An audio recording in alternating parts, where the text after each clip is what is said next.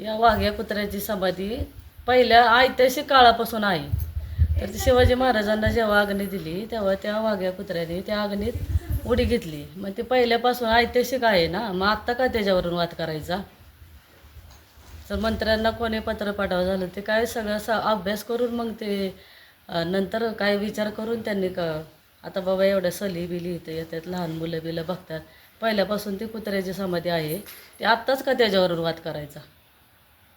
त्यांनी समजून घेऊन मग ती समाधी कुत्र्याची काढावी, असं की पहिल्यापासून ते शिवाजी महाराजांच्या काळापासून आहे ती समाधी. कालच मुख्यमंत्र्यांना युवराज संभाजीराजेंनी पत्र दिलेलं आहे. त्या पत्रामध्ये जे रायगडावरती वाघ्याचं स्मारक आहे त्या संदर्भात दिलेलं आहे.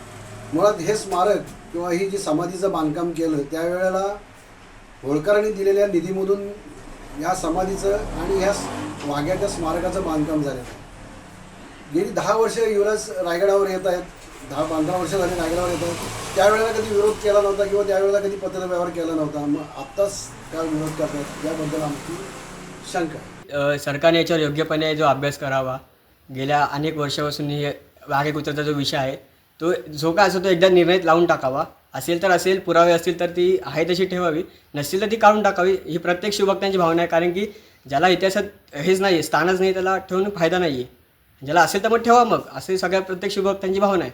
आता मी लहान म्हणजे एक हे आहे की बरेच इतिहासकार आहेत, त्यांनी त्यांची भावना मांडलेल्या आहेत, त्यांनी त्यांचा इतिहास मांडलेला आहे. तसंच पूर्ण सरकारने अभ्यास करून त्यांची भूमिकेनुसार जे सरकार निर्णय घेईल ते सगळ्यांना मान्य असेल. सध्या आपण रायगडावरती आहोत. रायगडावरती आपण पाहू शकतो छत्रपती शिवाजी महाराजांची या ठिकाणी समाधी आहे आणि त्याच्याबरोबर मागेच या ठिकाणी वाघ्या कुत्र्याची समाधी आहे. छत्रपती संभाजीराजे यांनी नुकतंच देवेंद्र फडणवीस यांना पत्र दिलेलं आहे की ही जी वाघ्या कुत्र्याची समाधी आहे या ठिकाणी हटवण्यात यावी. कारण का या समाधीचा कुठेही ऐतिहासिक जो उल्लेख आहे तो आढळत नाही. मात्र हे पत्र दिल्यानंतर पूर्ण महाराष्ट्रामध्ये एक नवा वाद होण्याची शक्यता निर्माण झालेली आहे आणि त्याच पार्श्वभूमीवरती या ठिकाणी पोलीस बंदोबस्त तो देखील सशस्त्र तैनात करण्यात आलेला आहे.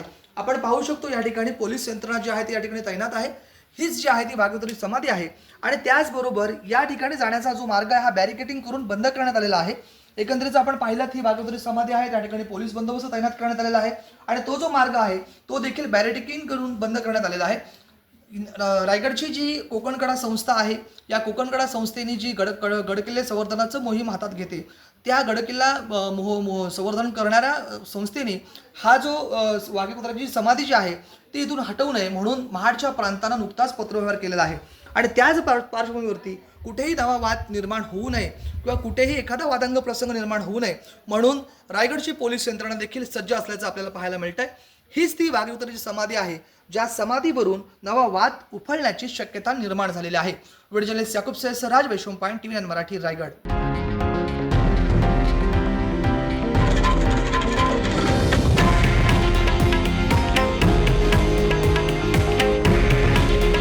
हे आहे देशातील नंबर 1 न्यूज नेटवर्क आणि आपण पाहत आहात TV9 मराठी. काळजी तुमची, हित महाराष्ट्राचं.